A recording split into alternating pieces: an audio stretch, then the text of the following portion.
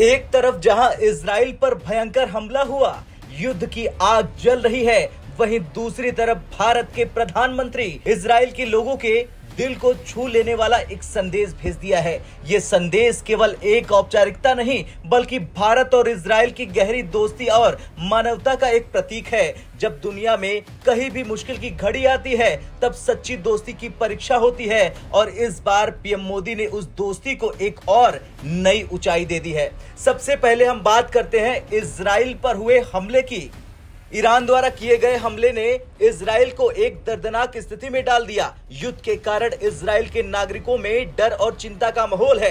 इस भयंकर स्थिति में किसी भी देश के लिए अकेले उस दर्द को सहना बेहद मुश्किल होता है। ऐसे में मित्र देशों का समर्थन बहुत मायने रखता है।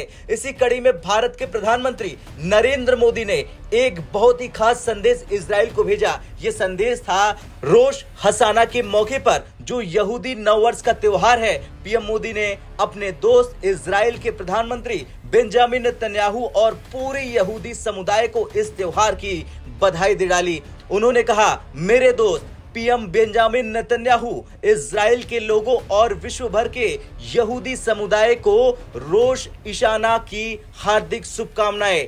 ये नया साल सभी के जीवन में शांति, आशा और अच्छी सेहत लेकर आए। शाना टोआ। दरअसल ये संदेश केवल बधाई नहीं है, ये एक ऐसा वक्त था जब इजराइल गहरे संकट में था और पीएम मोदी का ये संदेश वहां के लोगों के लिए एक मरहम जैसा है। युद्ध की पीड़ा में जब इजराइल संघर्ष कर रहा था, तब पीएम मोदी का ये शांति और उम्मीद का संदेश इजराइल के लोगों के लिए एक नई ऊर्जा लेकर आया। ये संदेश ये भी दिखाता है कि भारत और इजराइल के बीच की दोस्ती कितनी मजबूत और कितनी विश्वसनीय है। भारत और इजराइल की दोस्ती का इतिहास काफी पुराना है। दोनों देश हमेशा से ही एक दूसरे के साथ खड़े रहे हैं, चाहे वो सैन्य सहयोग हो, तकनीकी मदद हो या फिर कृषि और विज्ञान का क्षेत्र हो।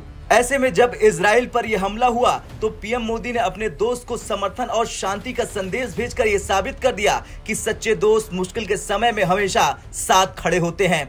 खैर, इस संदेश का एक महत्वपूर्ण पहलू है शाना टोआ का संदेश। शाना टोआ का मतलब अच्छे साल की शुभकामनाएं। जब पीएम मोदी ने ये सब कहे, तो ये केवल यहूदी समुदाय के लिए नहीं था, बल्कि ये पूरी मानवता के लिए था। उनका ये संदेश था कि चाहे दुनिया में कितनी भी मुश्किलें आए, हमें हमेशा उम्मीद और शांति की ओर देखना चाहिए। अब आपका क्या कुछ कहना है जिस तरह से पीएम मोदी ने संदेश भेजा है और बधाई दी है पूरे यहूदी समुदाय और इजराइल को, उसे लेकर आपका क्या कुछ कहना है? कमेंट कर जरूर बताएं। ब्यूरो रिपोर्ट, भारत तक।